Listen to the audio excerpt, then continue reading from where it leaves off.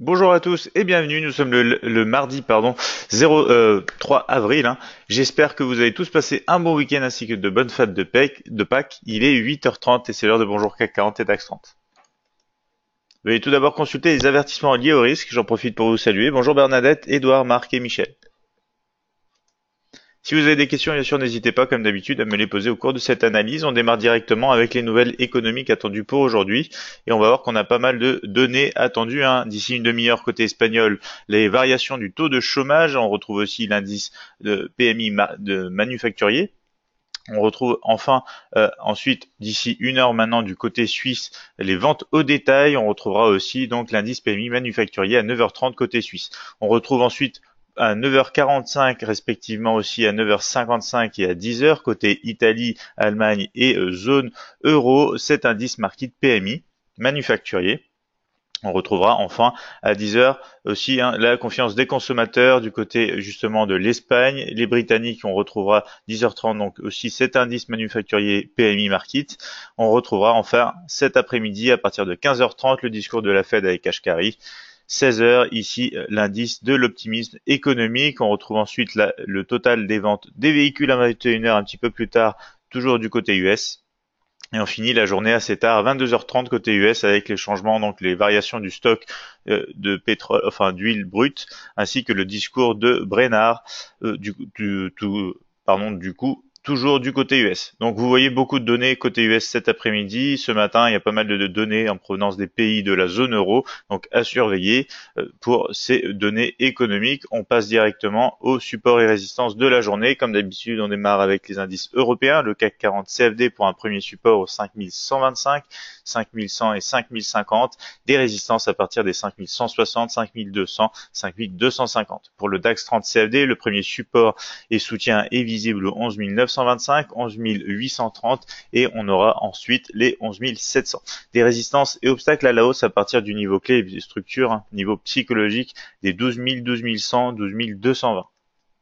Du côté des marchés américains, on retrouve le Dow Jones 30 CFD pour un premier support actuellement présent à partir des 23 600, 23 330 et on retrouve enfin les 23 170.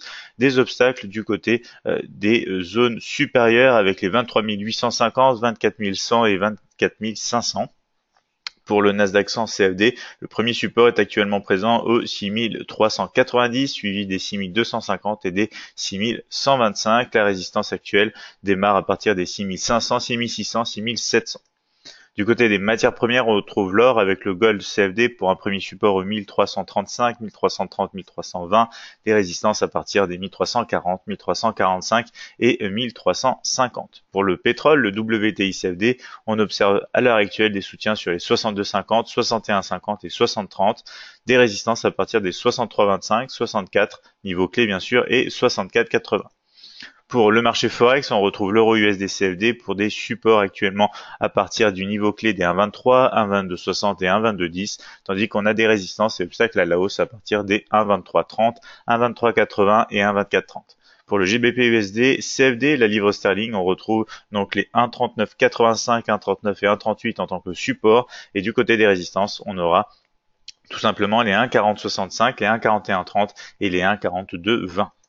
On finira cette analyse bien sûr avec la crypto-monnaie du jour, ça va être l'Ethereum, le THUSD CFD pour un support actuel au 365, 315, 285, des résistances et obstacles à la hausse à partir du niveau clé des 400, 470 et 560.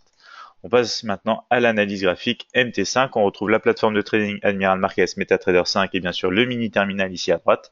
Et ce graphique ici du CAC 40 en graphique H4. Donc vous le voyez, on a un gap dû à notre week-end ici, les fêtes de Pâques.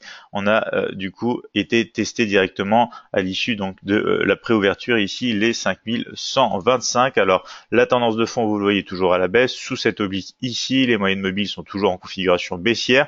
Les pentes commencent peut-être à repartir d'ailleurs avec ce gap baissier ici, si on peut continuer à la baisse en pente baissière, notamment si on continue sous les 5000, enfin si on arrive à casser, parce qu'on n'est pas encore en dessous, sous les 5125. On va voir ça en détail bien sûr avec un graphique M30. On retrouve ici donc nos zones de structure. Ça c'était la configuration Donc on a eu tout simplement jeudi la cassure du triangle d'indécision à la hausse pour aller tester cette résistance des 5160, c'est ce qui s'est passé. On est venu ensuite prolonger un petit peu donc les niveaux, enfin le niveau de négociation à la hausse en direction des 5200 sans concrètement toucher ce niveau. Et ici vous le voyez, on a formé un double sommet, ensuite gap baissier ici pour l'instant. Donc on va pouvoir éliminer voilà notre triangle d'indécision. On va actualiser tout simplement nos scénarios. Et on va avoir un scénario baissier une fois de retour sous les 125. Alors faites attention ici, possible zone de range. Donc idéalement cassure ici, mais confirmation bien sûr sous les 5100, c'est encore mieux. Tant qu'on est au-dessus de ce niveau des 5125, possibilité de rebond, possibilité notamment d'aller combler ce gap ici sur le CAC 40 avec une première étape bien sûr sur un niveau clé, les 160 niveaux de résistance les plus proches en fait. On va passer en graphique M5, on va rajouter les derniers points haut et bas et on retrouve donc maintenant le range qui est en train de s'établir entre le point de pré-ouverture et ici les derniers points hauts. Si on casse bien sûr ces derniers points hauts, on peut aller sur les 160 et même peut-être combler le gap. Si on casse les derniers points bas, on peut partir en direction des 5100 ici sur le CAC pour cette séance. On passe au DAX 30, CFD, graphique journalier, on est légèrement sous les 12 000 ici. On a été testé la moyenne mobile exponentielle 20 ici. Configuration de tendance de fond est toujours à la baisse, momentum et force négative. Les moyennes mobiles sont en configuration baissière, pente baissière. Ici, je rappelle que c'est la moyenne mobile exponentielle 50 et 20 ici. Donc on est sous les 12 000. La tendance mini-terminale est bien à la baisse. On va passer en graphique horaire pour voir ça un peu plus en détail. On retrouve ici aussi donc ce gap baissier à la préouverture. Et du coup, on est repassé sous ce niveau clé. Une fois sous ce niveau clé, les scénarios vont être les suivants. Ça va tout simplement être ici une continuité en direction du niveau déjà des 11 925. Si on a une confirmation des cassures ici de la zone de structure, on peut se diriger plus facilement, j'ai envie de dire, sur les 11 830. Attention, ici c'est un graphique horaire qui est aussi momentum et force positive, mais on commence à négocier sous les moyennes mobiles, on est sous un niveau de structure, donc possible négociation en direction des 11 925. Vous voyez bien qu'au niveau du price action, on serait baissier dès qu'on casserait ici donc les 11 925. C'est pour ça que d'ailleurs voilà, je vais actualiser ici. Possible ici zone de consolidation et passation sous le niveau des 11 925, ce qui ferait appel au déclenchement d'un scénario baissier favorable en direction des 11 830. Ici, si jamais on vient à repasser pour aller combler le gap ici au-dessus justement du niveau clé des 12 000, on pourrait avoir un scénario aussi en direction tout d'abord des 12 100 avant de combler concrètement le gap ici. Donc ici, le graphique horaire est haussier, momentum et force positive. On va passer en M15. Ici, on retrouve les niveaux intermédiaires de structure. D'ailleurs, ici, on va le mettre en résistance intermédiaire. Et voilà, vous le voyez, ici, on s'est arrêté où? On s'est arrêté sur les 11 965, donc niveau intermédiaire. Si on casse ici ce niveau, c'est un premier signal pour nous dire qu'on va peut-être ensuite enchaîner la baisse et voir un retournement en fait de la tendance au niveau du price action, pour partir plus bas en direction des supports 11 925, 11 830. Si jamais on casse ici, d'ailleurs on rajoute les derniers points hauts, et bas, vous le voyez, on a cassé les derniers points bas à l'aide donc du gap. Si jamais on casse ici, on peut aller déjà chercher les 12 045 en direction des 12 100. Bien sûr, tout ça, on va le retrouver cet après-midi avec notre séance de trading en direct à partir de 15h20. On passe maintenant sur le Dow Jones 30, ici en graphique journalier, toujours configuration baissière depuis la cassure des 24 500. Ici la tendance, momentum et force sont tous négatifs, les moyennes mobiles sont en pente baissière et configuration à la baisse sous le niveau clé, donc ici, et toujours sous cette oblique baissière moyen-long terme. On passe sur un graphique horaire ici pour retrouver les niveaux de structure, les scénarios donc ici de jeudi, on va les actualiser. Donc on a bien eu ici un rebond et un test des 24 100, on est ensuite repassé en dessous et on est venu carrément ici quasiment voilà tester les 23 330. Pour l'instant, on est repassé au-dessus des 23 600. Donc, on a possible scénario de retracement ici dans le cadre d'une tendance de fond à la baisse, mais retracement du coup comme ceci, voilà, en direction des 23 850 avant de retrouver donc cette zone que vous voyez ici à gauche, zone de structure et de résistance bien sûr. Et si jamais on repasse bien sûr sous les 23 600, on peut aller continuer à la baisse, tester les derniers points bas, notamment sur les 23 330 et même toucher possiblement les 23 170. sur ce graphique ici. Vous le voyez, on a déjà cassé les derniers points bas, on a clôturé sous le niveau des 23 600, mais pour l'instant on est en train de retracer à la hausse, donc ça va se décider ici, hein. Soit on peut partir à la hausse, soit on va casser à la baisse au final. On verra peut-être ça au cours de notre séance cet après-midi. Sur le Nasdaq 100 CFD, graphique journalier, configuration baissière, vous le voyez sous le niveau des 6700, tendance baissière, momentum négatif, force positive. On a eu les moyennes mobiles qui se sont croisées à la baisse, ça y est, et on a donc des négociations de plus en plus bas. On va retrouver un graphique horaire ici qui nous indique justement donc les scénarios de jeudi. C'est le scénario plutôt haussier qui s'est déclenché en direction des 6600. On va actualiser tout simplement un peu comme sur le Dow Jones 30. C'est tout simplement un mouvement de retracement dans le cadre d'une tendance de fond à la baisse. Si jamais on reste au-dessus des 6390, on irait comme ceci possiblement retaper et tester la résistance des 6500 qui fait office ici de structure. Ici on peut enlever voilà cet oblique, et scénario baissier bien sûr si on casse sous les 6390, on teste et qu'on arrive aussi à casser les derniers points bas ici.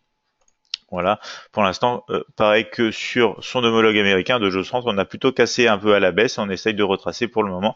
Donc à attendre des confirmations comme ceci, soit à la baisse, soit à la hausse, on verra ça cet après-midi. Bien sûr, la tendance de fond est baissière, donc on aimerait favoriser le mouvement baissier sur ces marchés américains. Justement, marché des matières premières maintenant avec le Gold CFD pour l'or. On obtient ici un rebond depuis le niveau clé des 1325. La tendance de fond est toujours à la hausse, momentum positif, force négative.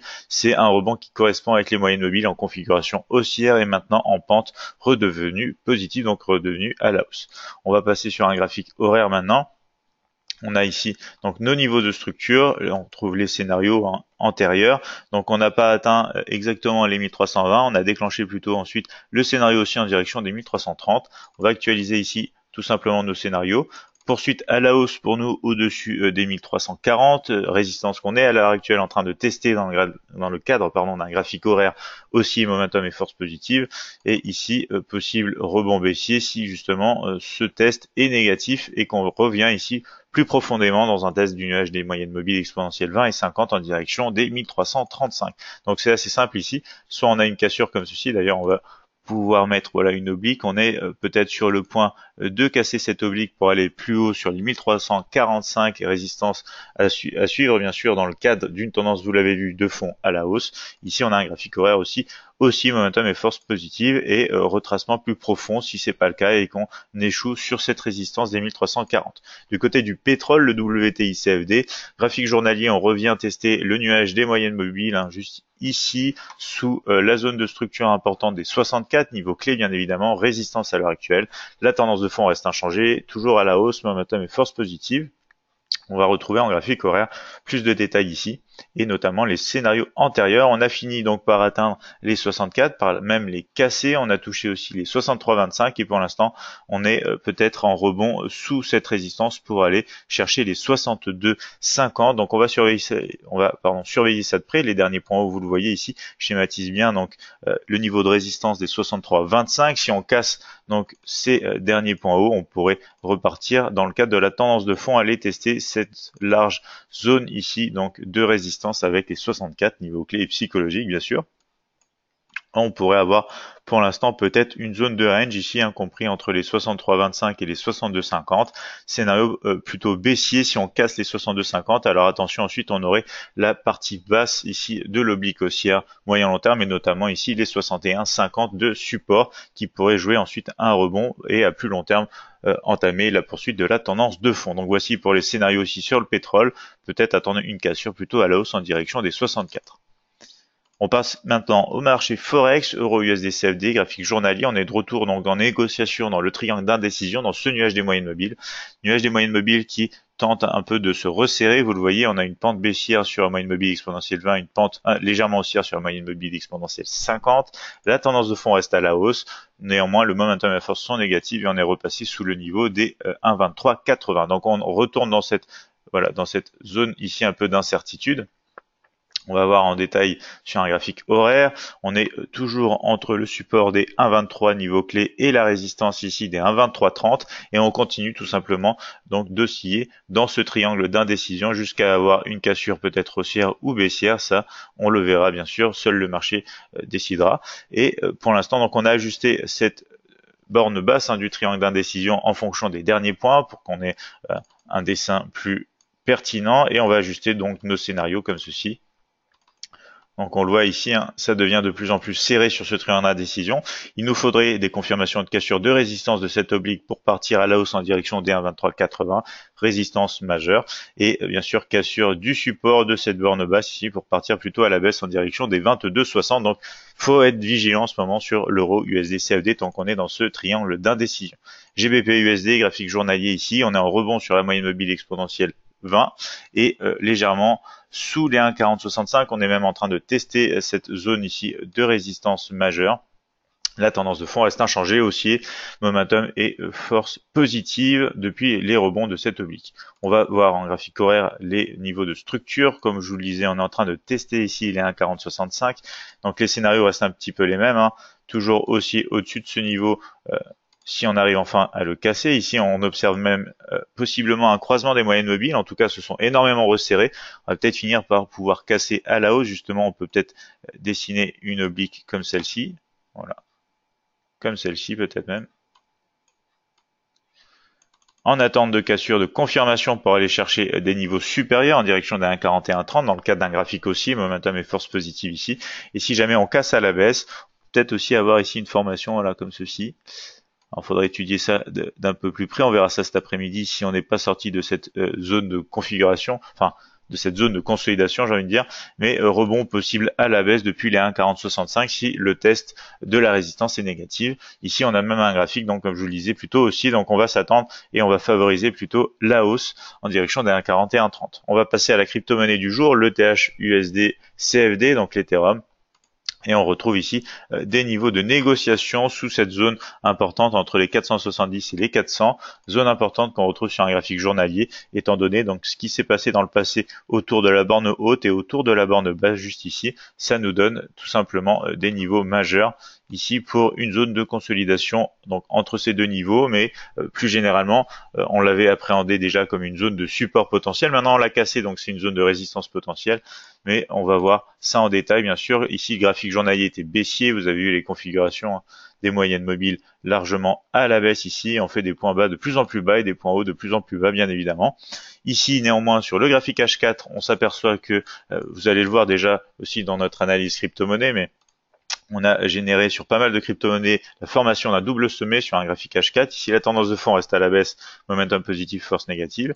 Et du coup, si on casse ici la partie haute, ça permettrait aussi de réintégrer le niveau des 400 et on pourrait avoir une réintégration de cette zone de range potentiel ensuite pour aller chercher tout simplement la partie haute. Si on casse la partie haute, on pourrait repartir un petit peu à la hausse en direction des 560. Donc scénario ici actualisé tout simplement pour l'Ethereum, scénario haussier si on arrive à casser ici au-dessus de ce niveau, et si on arrive à casser bien sûr sous le niveau ici du double bas, on pourrait aller tester cette zone ici de support compris entre les 315 et les 285, et en attendant ici c'est possiblement une zone de range. Donc restez vigilant ici, on va d'ailleurs mettre une oblique, je l'actualiserai peut-être, mais d'ailleurs voilà l'oblique a peut-être déjà commencé à être cassée avec ici la clôture de cette bougie H4 au-dessus, et on peut avoir, voilà, une oblique aussi à la baisse. On va d'ailleurs aller en graphique horaire, voir ça d'un peu plus près, rajouter les derniers points hauts et les derniers points bas. Ici, on retrouve d'ailleurs donc justement la cassure des derniers points hauts en accord avec cette petite sortie pour l'instant au-dessus du triangle d'indécision. Et on va voir en dézoomant un petit peu ce qu'on peut faire pour une oblique ici. Donc voilà, l'oblique du bas, on a déjà ce point qui a cassé, mais on a eu des clôtures au-dessus au niveau H4. Donc on va rester sur un triangle d'indécision de cette configuration comme ceci. Cassure donc au-dessus, ça peut entraîner un mouvement aussi en direction des 470, cassure en dessous, mais confirmation cette fois quand même des 365, mouvement de poursuite à la baisse sur cette crypto-monnaie. Ici, le graphique horaire est aussi momentum et force positive. Donc voici pour cette analyse matinale. Je vois qu'on n'a pas de questions dans le chat. Donc je vous souhaite à tous bien sûr de passer une excellente journée de bon trade. On se retrouve cet après-midi pour la séance américaine. Bernadette qui me dit merci, bon trade et à cet après-midi. Merci à vous Bernadette. Passez tous une excellente journée et bien sûr de bon trade. Marc qui me dit aussi bonne journée à vous Marc. Je vous invite bien sûr pour ceux qui ne sont pas déjà abonnés à la chaîne YouTube à le faire. Vous retrouverez les épisodes précédents et à venir de nos analyses hebdomadaires et journaliers bien sûr, et plus d'informations sur le site admiralmarkets.fr. Passez tous une excellente journée, je vous dis à tous à cet après-midi et bon trade d'ici là.